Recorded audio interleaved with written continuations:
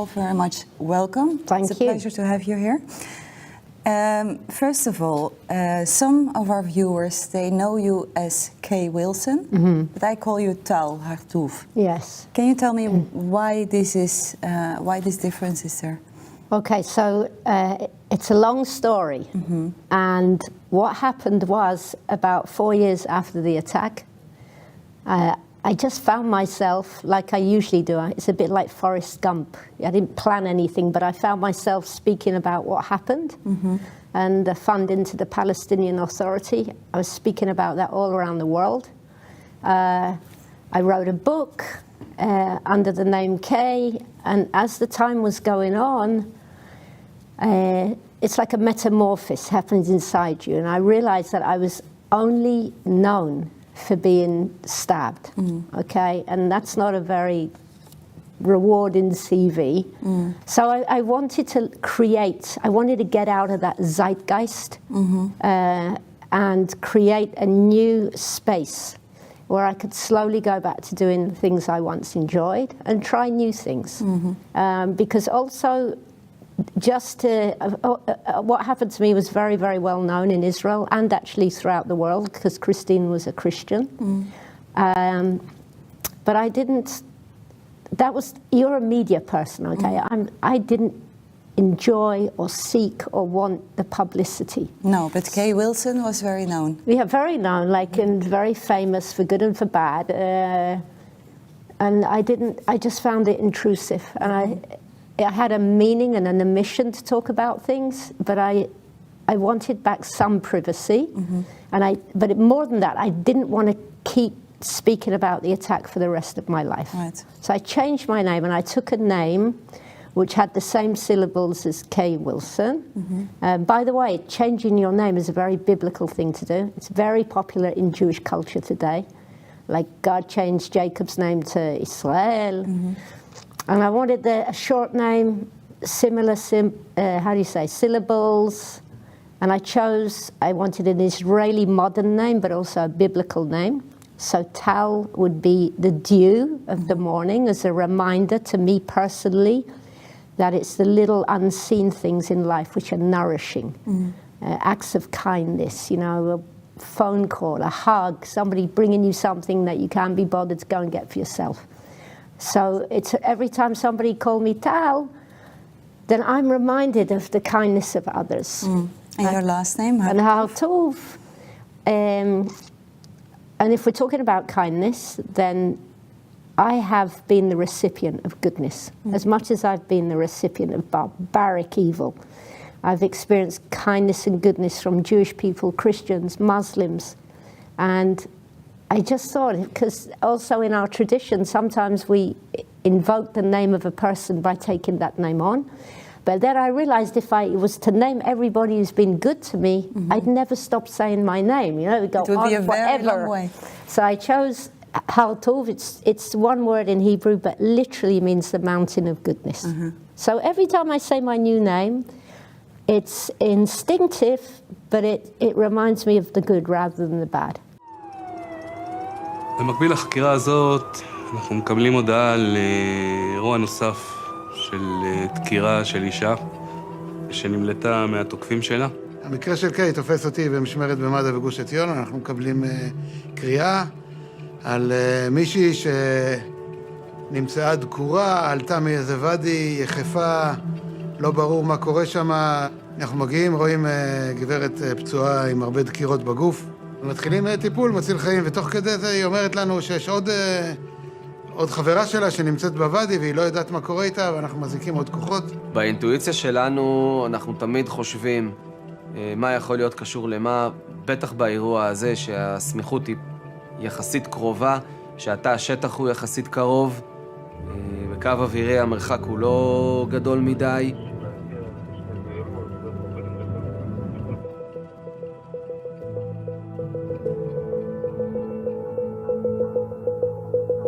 אני מגיעה לבית החולים, קיי נמצאת במצב מאוד מאוד לא טוב. הייתה חבושה קולה, בקושי דיברה, הייתה חלשה מאוד. אנחנו יושבות והיא מתחילה לספר לי את הסיפור הכל כך קשה וטראומטי. בהתחלה באופן מאוד מאוד כללי מה קרה, ואחר כך אנחנו יורדות לפרטים. עד היום שאני נזכרת במה שקיי עברה, ואני ככה מנסה להיכנס לתחושות שלה ומה עבר עליה באותו רגע, זה לא נתפס בעיניי.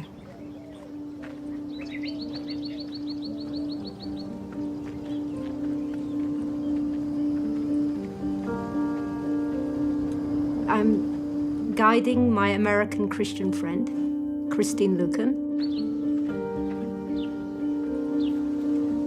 It's a beautiful autumn day, December 2010. And we get to the Tzomit Drachim, and I say to her, let's just go and see the viewpoint. We climb up, we're sitting on a rock.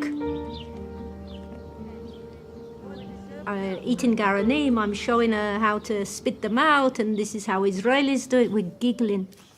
And then suddenly, 60 feet down the hill, אני רואה שני אנשים מתכופפים בסבך, you know?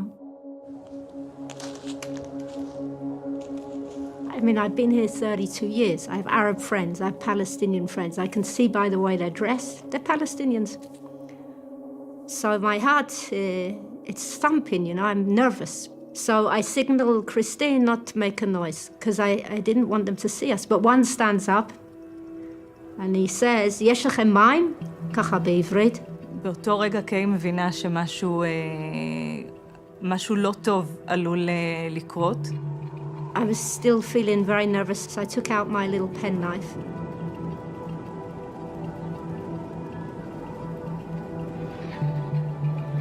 But walking down the hill through the thicket. She's behind me.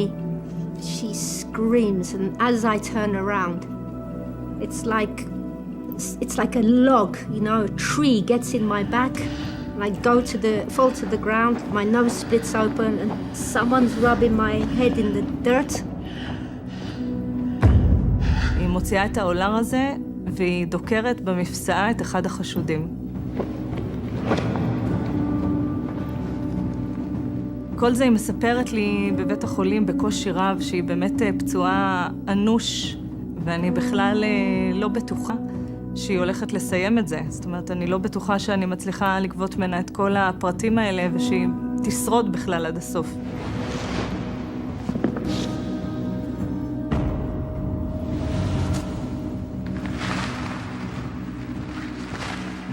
And then really begins a universe of Chetzi Shah, you know, where we're standing under the trees.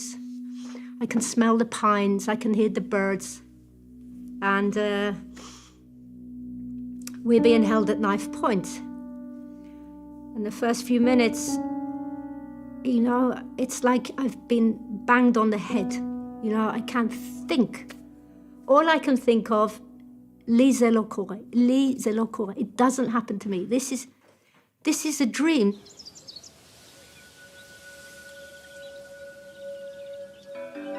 And then he sees my Magen David, and he just took it off very gently. You know, it wasn't... And he smiles, and he says, Shu hadir, like, what's this?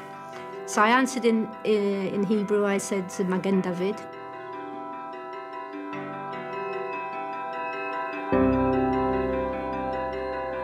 And then I see this light out of the corner of my eye. And it's not God, and it's not my life flashing before me. You know, it's the sun on his machete. And I realize he's going to behead me. And just as I think of that, and everything I remember about the Pigor is very musical, the sounds I remember even more than the sights. It's like some cosmic symphonia, you know.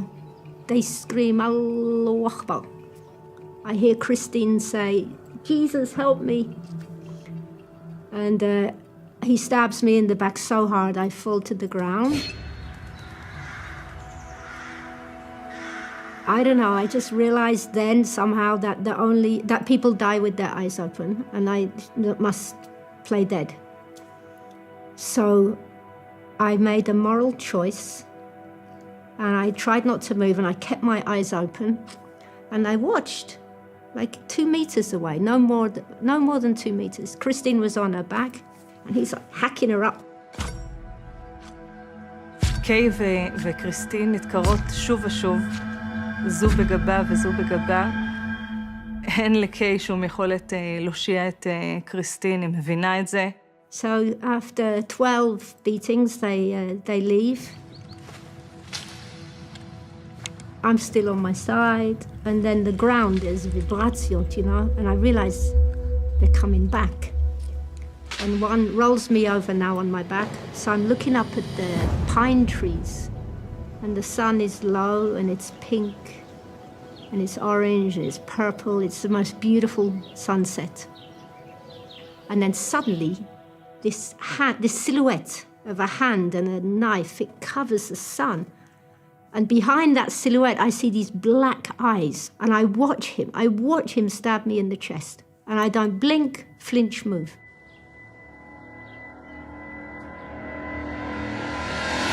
היא מקבלת את ההחלטה לא להוציא הגה, כלום. שקט, דממה. I don't know how that happened.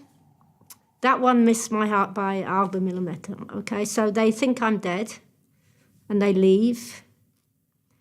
And I have one last commission in life, and that's to die. My last thing in life that I want to do now is die nearer where I parked the car so the police can find my body.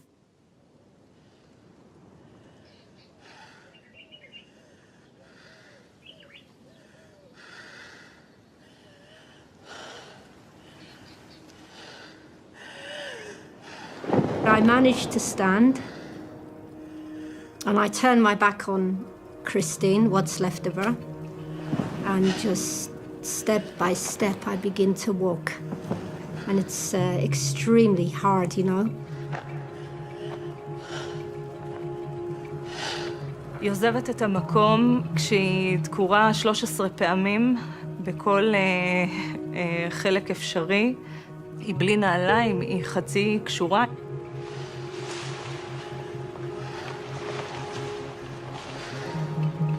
My lungs are filling with blood. It's like breathing through a straw, you know? Not enough air. And I see my dog beside me, you know, she's bleeding, and it was just, everything was closing down. Started to think of a Budla somewhere over the rainbow, and I'm thinking of these chords.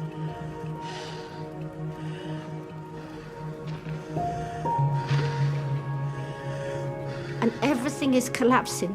I'm feeling so cold, like cold I never, even the colors around are going strange, you know. Then it's not autumn color, it's going gray and blue and white. It's like I'm in a fridge, the cold.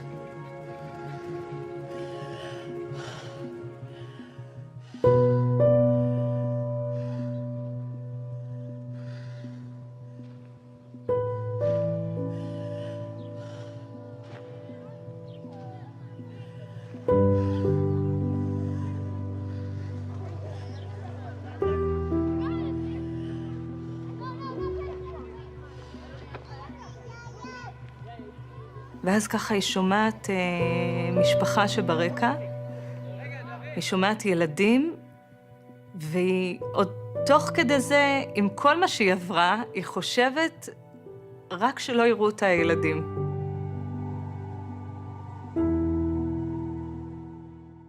So Tal, we just watched the movie, the Black Forest movie, and we saw that you went back to the place of the attack, which must be really intense also for you. How was that? It was intense to go back, but I say this tongue-in-cheek, it was easier than the first time round. It was very important to me when the Israeli TV called and said they wanted to do a documentary about DNA, and this was classic DNA crime. It was very important to me that I was the one there telling them exactly how it happened. You mean not an actor, but you? Yeah, also, you know, the last thing you want is like some kind of sensational Hollywood trash, right? So, and I think the documentary is very nuanced, and they managed to really, you'd find this interesting as a presenter, but it was even filmed at the same time of day that the attack took place, and in the exact vicinity. So the light was the same. The light was the same, yeah, really. And I don't know what it did for me. It did a couple of things, and I don't use the word healing because that's just too massive. But there was something about being there, like the terrorists in the movie were the policemen, right? There was something calming about being with the police, and they have their guns. You know, they probably didn't need to bring them, but it was very important for me. That's also why I spoke English a lot in the movie, because I wanted to take that movie later and show it all over the world to help motivate people to stop the funding of Palestinian terrorists. Right. So on the one hand, it was marginally helpful from a psychological point of view. Physically, it was hard. It was a very, very cold day. And one of the things that is, what do you call, fallout from the attack, when I was walking back through the forest, I was so freezing, like it says, and it was a very cold day. And as you know, in camera work, you have to shoot and reshoot and reshoot. So physically, it was tough. Yeah. And also reenacting, you know, being tied up and stuff like that. But it was important. Brings back memories, I can imagine. Yeah, but I kind of disassociated. That's how I've coped a lot with it. Right. So I didn't like go, oh, being attacked or anything like that. But it was more like, wow, this stuff really did happen. You went through this really unimaginable experience 12 years ago. How would you describe the symptoms that you have of trauma? Because the topic today is about how to deal with trauma. How would you describe the symptoms? How long's your program?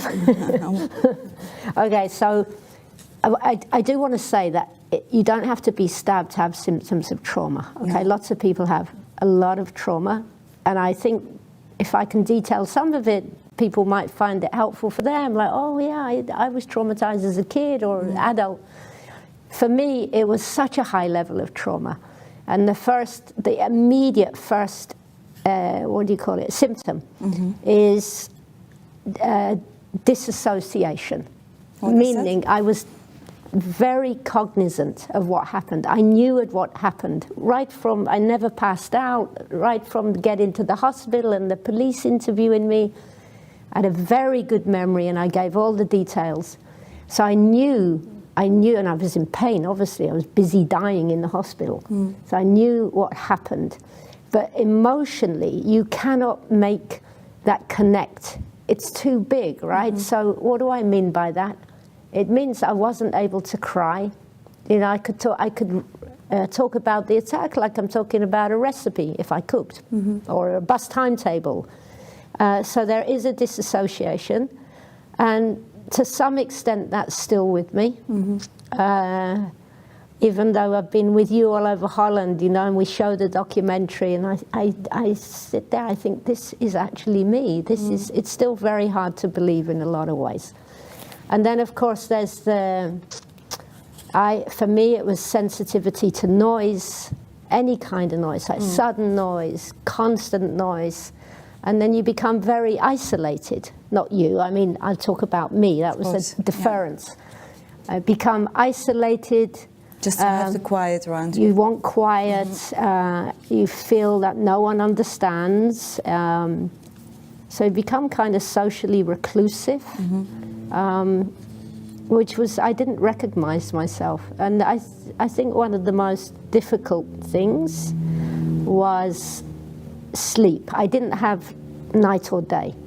And I went to the best trauma unit in Israel, and the doctors said something very smart. They said, listen, who says that when it's dark you have to sleep and when it's light you need to be awake?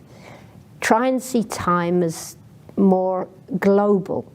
And then when you're tired, even if it's in 11 o'clock in the morning, just lay down for an hour. So that's what I do until today. And Really? you don't give yourself this very high bar of regimented, this is night, this is day. Just, I feel tired now, okay, I'm gonna get a nap. Yeah, absolutely. I'm sorry. And so it does seem rude to some people. You can be in the middle of a conversation, which reminds me, it's like, no, this is how I cope. But and then I do want to say one more thing about trauma. It wasn't just the attack. It was the media, right? There was a blackout for 6 weeks. And I'm laying in hospital, and I know there's speculation. And then there's the trauma of actually being in court with the murderers. And Israeli courtrooms are tiny. They're much smaller than your studio. So and you were very close to the Yeah, I was like 5 meters away. And then there's the extended trauma of meeting the parents. I mean, I didn't know Christine that well at all. And then I meet her parents for the trial. And then there's the trauma of restructuring life.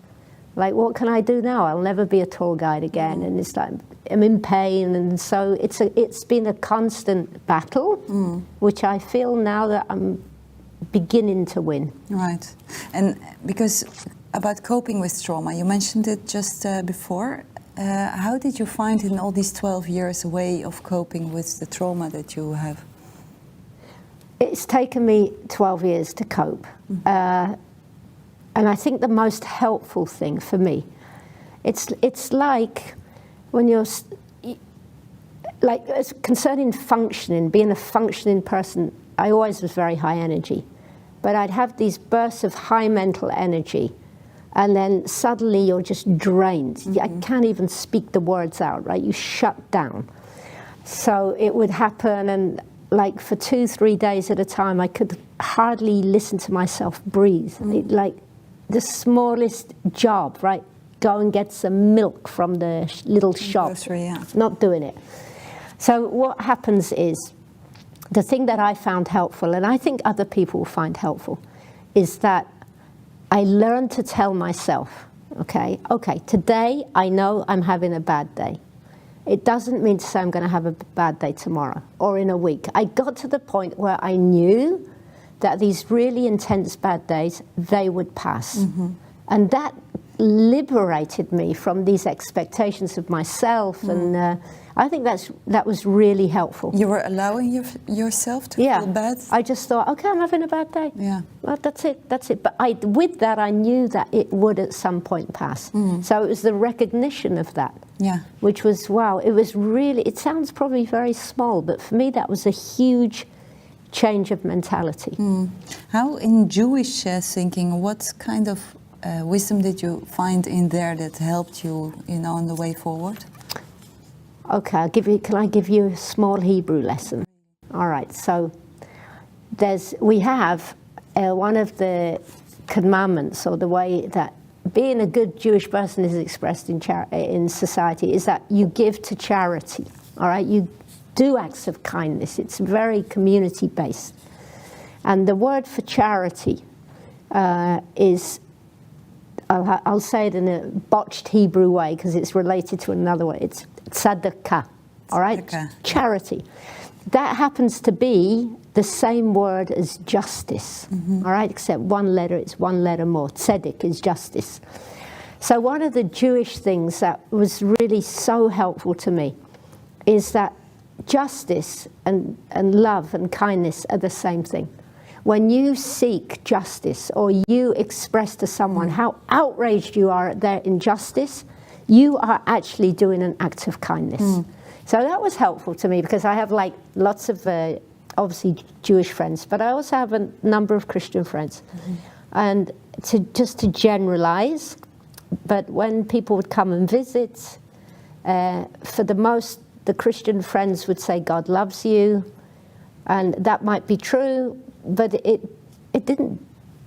just seemed a pointless thing to say. But the Jewish people would walk in, and the first thing they say is, may God avenge her blood, Christine's blood. And let God do it. We don't take vengeance. But this anger at the injustice of it all was the most loving comment people could have given me. Yeah, but it seems like the opposite.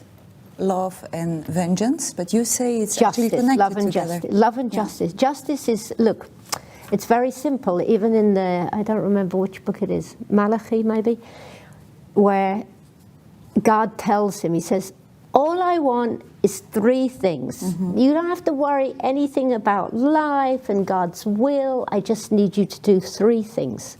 Love mercy, do justice, and keep yourself humble.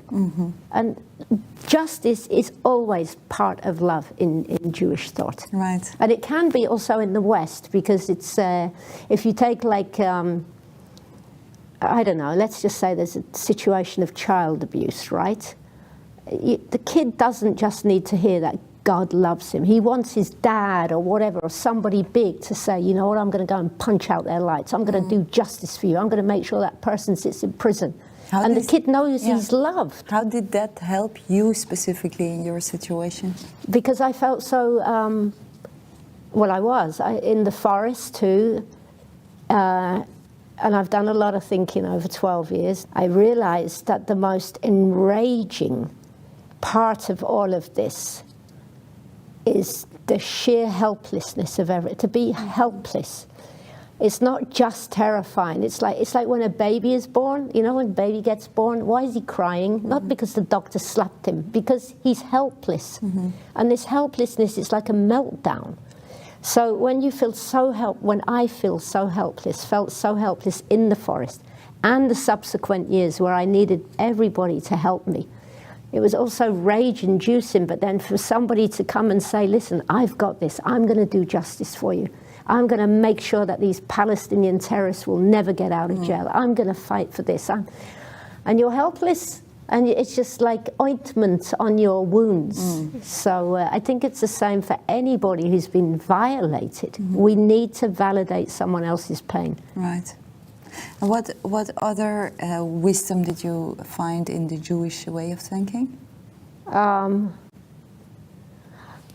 Okay, I found a lot from how the culture lives itself out. First of all, we have a saying in Hebrew, klal ve'prat, the collective and the individual.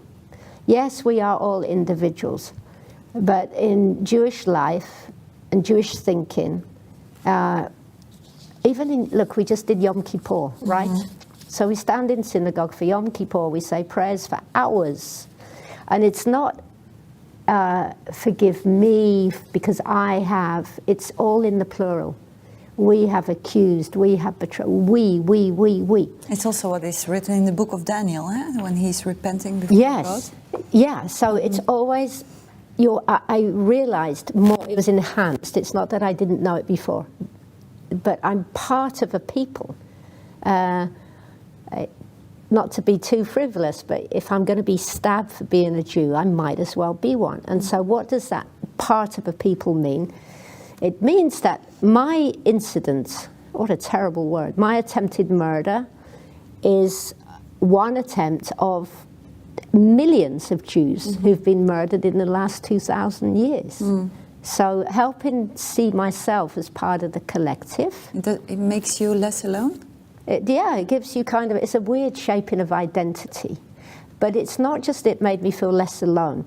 It decreased this self-importance that we have, because when something bad happens to us all, any of us, the most natural question we have is like, why me, right? Why me? Why me? And there's a little Jewish joke when the Jew says to God, why me? And God says, why not? Meaning, like we've had some terrible incidences the last, even the Ukraine. I know how much you guys are involved in the Ukraine, and bombing innocent civilians, and it's terrible. But when I read this stuff or see it, I can say it's terrible, but I never say, why them? I only say it when it happens to me. And that is entitlement. Like, somehow in the back of my mind, I expected that God would be there to like get me out of trouble and protect me. Why? He doesn't do it for other people.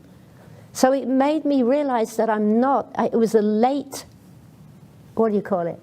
Spring. I realized that I wasn't the center of the world. And there's something very liberating about that, that it's not actually all about me. That would never promise that anything bad will happen to us. But this is good knowledge, but the emotions, I can the imagine, emotions, yeah, it's are still different because you are daily in pain and you have the trauma and you have to cope with it. So I can imagine the why question comes back quite often in your head, or doesn't it? No, actually, no, it doesn't. But thank you for recognizing that. The question that I had to ask myself wasn't why me, or it wasn't even where was God, right? I mean, I don't know where God was, but I heard the birds singing. I mean, it's like I never blamed God for a beautiful sunrise, so I'm not quite sure why I should accuse him for murder. It's like God is almost a non sequitur. People did this, not God. But I found the right question to ask is how? Meaning, if you take these terrorists who are 34, 35 years old, how could they, I'm sure when they were 2 years old, they were kicking a ball around the street and giggling, how could they grow up and become the cold-blooded savages that they are? What led them to that? And that's actually what started me off on this discovering, I don't know where I was for all those years, discovering that they receive a monthly salary and the incitement and the anti-Semitism in the Palestinian Authority. You know, you feed on that, you're going to turn out to be the people they became to be. Yeah, we're going to talk about that just a little later, but about the Jewish way of thinking, is there other... Yeah, I would say there's something else. It's like, so we were talking about Job before I interrupted myself. It's so the Jewish culture is that, let's say someone dies, right? We sit Shiva, we sit 7 days of mourning. Of mourning. And in those 7 days, it's customary. You walk in, you bring food, you take care of the person who's bereaved. And the only thing you say is, I'm sorry for your loss. Because that's all there is to say. And then as the week goes on, the person feels a bit more comforted and they get the photos out, this kind of stuff. So one of the things that I've learned more is that when something terrible happens to someone, or we hear they've got cancer, or I don't think this is prevalent in Israel, but it is in the West. People don't know how to deal with it. Like, do we say something? Are they going to be upset? And I would sign on the dotted line every time. Say something. Don't give advice. It's not for us to advise. But you know what we say to people who are in incredible distress? We go up to them and we just say, I'm so sorry. I don't know what to say. That is an incredibly powerful and healing sentence. Why is this healing? Healing, because nobody is advising you. There's nothing worse than the advisory committee or people saying, and I don't blame anyone because I've said some dumb things in my life, but I learned through hard experience what not to say. The advice, we feel so helpless, we want to advise, right? And sometimes it's just better to be quiet. So when you don't say anything to somebody who's suffering, you are validating their pain. And you're not saying, oh, I know how you feel, right? Because none of us know anything about how someone else feels. No. Even if, let's say, heaven forbid, there was going to be someone who got into a terror attack and they were stabbed 13 times and their friend would spread. I wouldn't know how they feel. I'm not them. I don't come from their background. I don't have their makeup. We delude ourselves into thinking that because we've had a similar experience or some experience of suffering, then we know how someone feels. But that's not true. We don't. No. We don't. Let's take a simpler example. Divorce. One couple gets divorced, another couple gets divorced, and they say, oh, I know how you feel. No, you don't. You weren't in that relationship. So to avoid this, I know how you feel, even though it comes from good intent, and to avoid giving the advice, you're just with the person in their pain. That speaks louder than any kind of word. Is that also really a Jewish way to deal with pain and with trauma, you think? Yeah, I think everything has a place and a time. Yeah. You know, I do it. Listen, Israel is a tough society. You've been there so many times, and it's kind of hard to outdo the suffering. Yeah, I really have. You know, I was very well known. And you get to the point where people feel they can like have a lighter, jokier conversation. And I say, you know, I was stabbed 13 times, and somebody, in all seriousness, would have been stabbed 14. Or it's like, you can't have this terror victim Olympics. You mean to compete with suffering? No, there's no need. No, that's a ridiculous thing. Like, also people say, it's nothing like you went through, but. And I think to myself, I'm so glad it's nothing like I went through. But it doesn't make suffering comparable. It doesn't mean to say that what I went through is necessarily worse, because it depends on the individual makeup of that person. And how you deal with it, probably. Completely. Yeah. So we have to get this competition out of the way. So you're saying that if the people who are watching this live stream at home and they are thinking, okay, what should I do when I visit somebody who has gone through a loss or who had a trauma? How can I help the best way? You told me some advice as how not to do it. How not to do. Maybe we can go Okay, now to the... okay, so another one. Don't ask what somebody needs. Okay. When it's an immediate trauma, people don't know their name, right? They don't know what they need. I don't know what the Dutch do. I found the Dutch people very kind and generous. Get food, bring food, right? Life goes on, you have to eat. Bring a hot meal, but be generous with it, all right? Don't be Dutch. Be generous. Bring food Big to that meals. person. Yeah. Make sure, or if people are visiting someone, make out a little Excel chart of who's going to be on duty for what, all right? Walk in, just put the food in the fridge, put it in the oven, take the initiative. And let's say, I'm so sorry, I have no idea how you feel. No. I have no words. I'm so sorry. Here's the falafel. Yeah. It's very powerful. Yeah. Or the syrup waffle, whatever you call it. Yeah. So you mentioned it already very briefly, the book of Job. Yeah. In the Bible. And Job is a person in the Bible who suffered also very much. It's difficult to compare, of course, but the book is about his suffering and how he dealt with it, how his friends reacted to it, and how God responded in the end. What did you learn from this I book? learned from Job.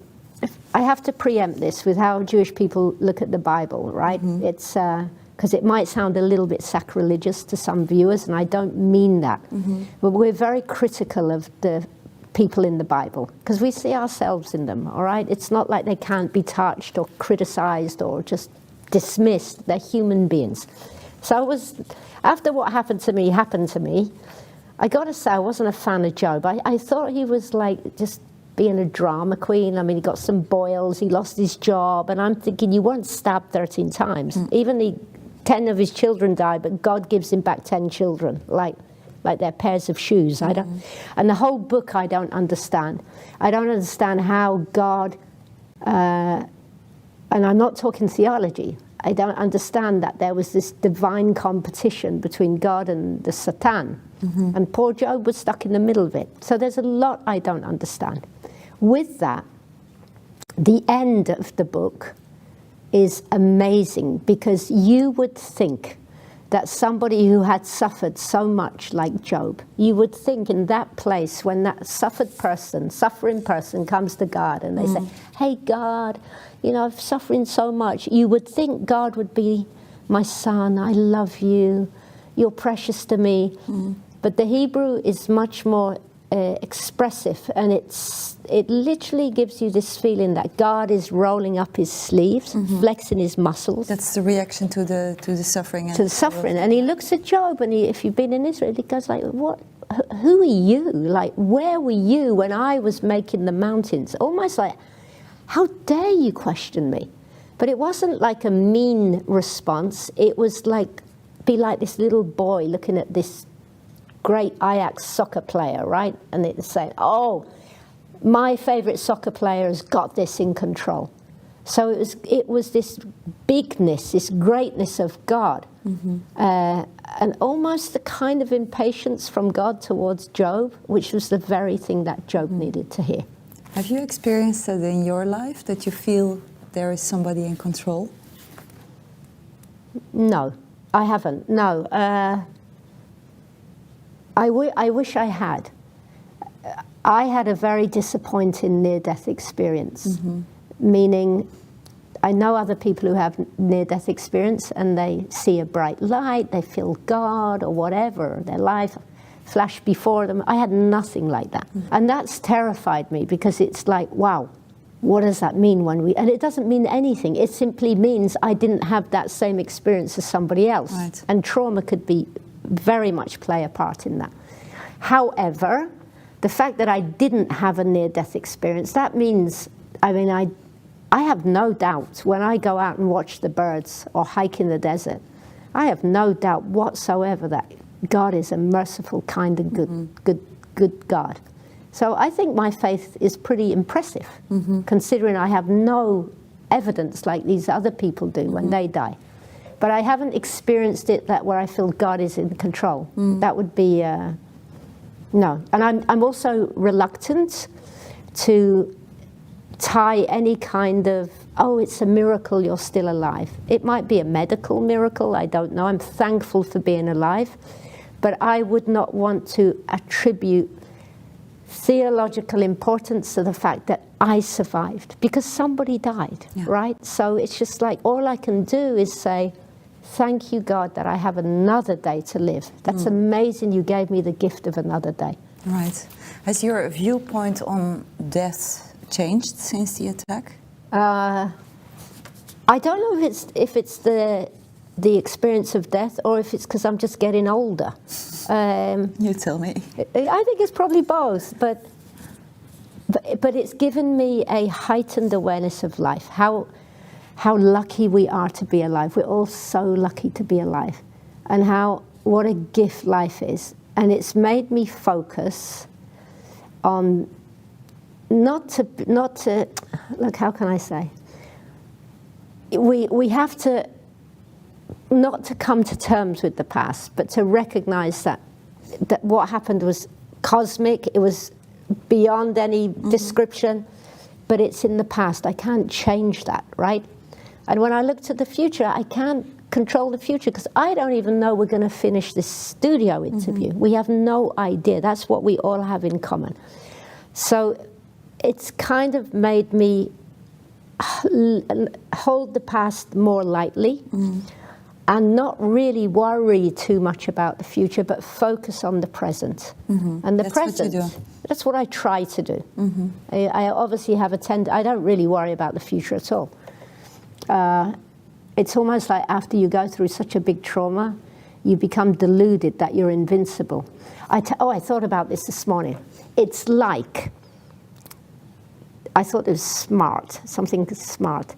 You know what this does? It puts a ceiling and a floor. Yeah. Meaning, I feel that the terror attack is a flaw in the sense that it doesn't matter what is going to come next. It can never, ever be as bad as that. I'm pretty sure of that, but I say that 99% sure.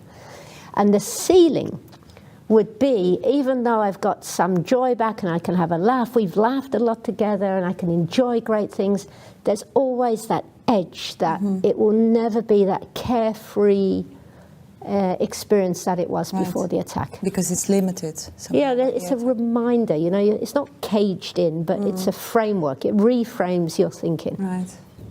So we talked about the Bible, about the ways of Jewish thinking, and you also explained about... I've got one more thing. Oh, really? Yeah, okay, yeah. Go So ahead. the other thing would be, and you know this from being in Israel, so you ask a regular Israeli, "Hi, Manishma, how are you?" And you know we have many issues in Israel. So it would be like, oh, the Palestinians are bombing from Gaza, the price of the rent's gone up, I got a parking ticket, my son's in the army, and they give you all the lists, because we love to complain, and then at the end it will say, the person will say, Baruch Hashem, blessed be his name. What does this mean? This is Hebrew thinking, and it's block logic. It means one set of circumstances doesn't have to interpret the other, all right? Or you know what I mean? You have to hold these things in tension. So even though things can be terrible, you still go on by praising God. Yes, but we never praise God for evil. I will never thank God for evil, because God doesn't do evil, right? But I can recognize that life is difficult, but there are good things to bless him for. Listen, in one day we have 100 blessings. the beauty of Judaism, all right, because we are creatures of habit, whether we like it or not, is that if we learn a ritual or a liturgy, which some people say, oh, that's not for me, but there's something amazing that we have these physical reminders of life, that we bless God, even with the water, right? So what do you say when you drink the water? I say, שהכל נהיה בדברו. ברוך אתה אדוני אלוהינו מלך העולם. Blessed are you, O Lord God, King of the universe, who everything was made by his hand. All right? And we see a rainbow, or we hear the clap of thunder. It's like there's a blessing for everything. And you also have a blessing on your arm, huh? I have, actually, this is a prayer. This is, I don't know if your cameras can see, but it's the prayer every Jewish person says upon waking in the morning. Because in Judaism, they say that sleep, I don't remember the percentage, they say when you sleep, it's like 0.6% of the experience of death. You don't, when you're asleep, you don't know you're asleep, right? And when we're dead, we probably don't know we're dead.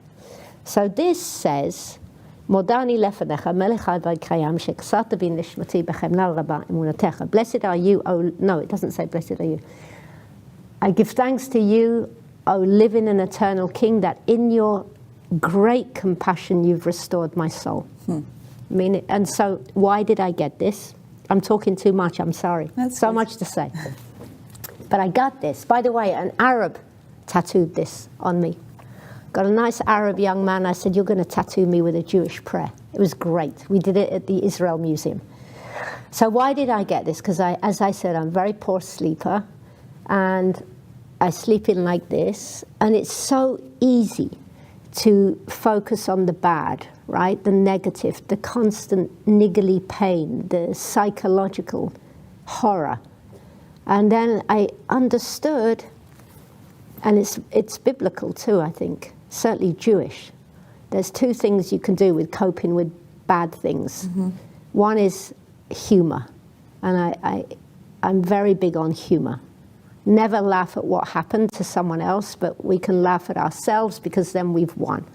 And the other is to cultivate a grateful heart.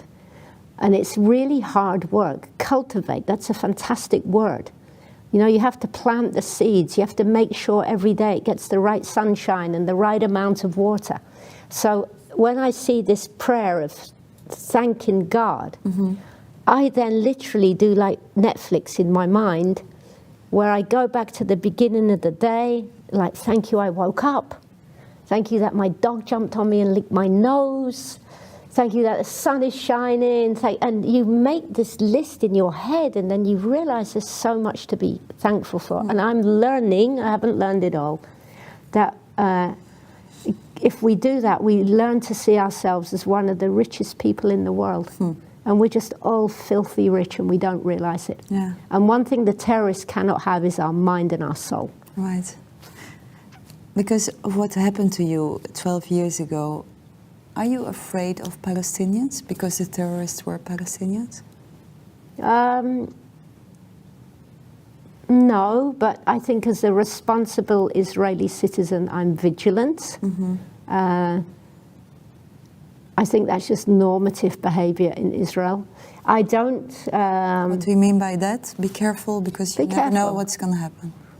Yeah, like you've been to the airport many times, you have security going all around. I've seen people on the beach, they leave their towels in their bag and they go for a swim, and then suddenly their underwear's blown up, you know? It's like, we're very, very vigilant. Am I afraid of Palestinians? So not in the big sense, but I would not want to get in an elevator with Palestinian men, and they are probably the nicest men in the world, but I'm not there. I don't want to do it. I don't want to be in an enclosed space with men, Palestinian men. Yeah. I really don't. And that's nothing against them. No. In fact, I'll tell you a story. When I was doing trauma therapy at Hadassah Hospital. In Jerusalem? Yes. I had this, you know, I was very seriously injured, punctured lung, bones in my lungs, 30 broken bones. I mean, it can go on and on and on. And trauma therapy was on floor number 7. And one day, I mean, I'm in a wheelchair to make it easier. And my friend pushes me in the elevator, and then I see we're in an elevator with two Arab men. And I said to her, I said, let's get out. And with those injuries, I walked 7 flights of stairs. Now, what's the deal with this? The men in the elevator who were Arabs were wearing white coats, and they were doctors. So there's no, and it was an Arab doctor who saved my life. Yeah. So yes, I'm afraid, but I'm also rational about it all. Yeah. We talked previously about Palestinian Authority and how they are funding terrorism. Can you explain what is happening there? So the Palestinian Authority is the formally recognized leadership of the Palestinians, who don't have a state, and they've never had a state, they've never had a commonwealth, nothing, all right? But they are formally recognized as the leadership of the Palestinians. And what happens is they're the biggest recipients of foreign aid in the world. Over the years, they've received $71 billion. And you who've been in all parts of Israel, Judea and Samaria, you will see, like, despite this huge funding, you don't have any decent hospitals, you don't have heating in schools, you don't have clinics, it's like libraries. Where has the money gone? So where is the money going? So the money goes, and there are Palestinians who say they have to be very careful.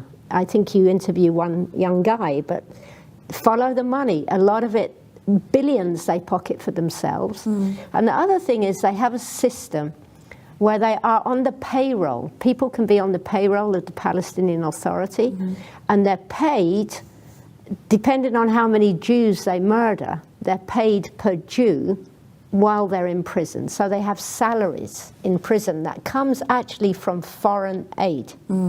Now, I'd spent the last 6 years speaking about this.